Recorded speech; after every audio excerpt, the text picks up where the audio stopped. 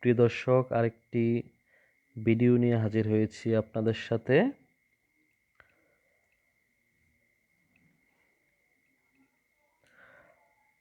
আজ 14 ডিসেম্বর 2020 জনপ্রশাসন মন্ত্রণালয় থেকে একটি প্রজ্ঞাপন জারি হয়েছে। সেখানে এনটিআরসিএ বা বেসরকারি শিক্ষক নিবন্ধন ও প্রত্যয়ন কর্তৃপক্ষ মাধ্যমিক ও উচ্চশিক্ষা বিভাগ এর নতুন চেয়ারম্যান হিসাবে যোগ দিয়েছেন জনাব মোহাম্মদ আশরাফ উদ্দিন স্যার, যিনি মহাপরিচালক হিসাবে দায়িত্বরত ছিলেন। আমরা আবারও এনটিআরসির নতুন একজন চেয়ারম্যান পেলাম। এখন দেখার পালা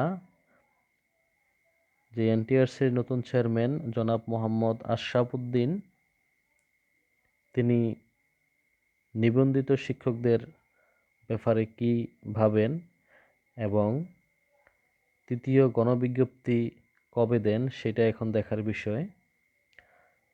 আমরা আশা করি তিনি খুব দ্রুতই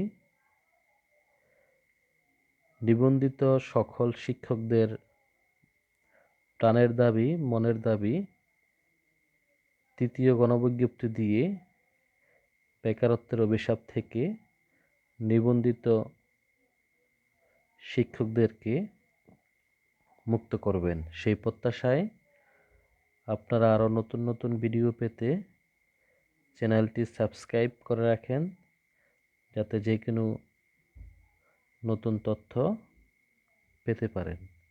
সবাইকে ধন্যবাদ।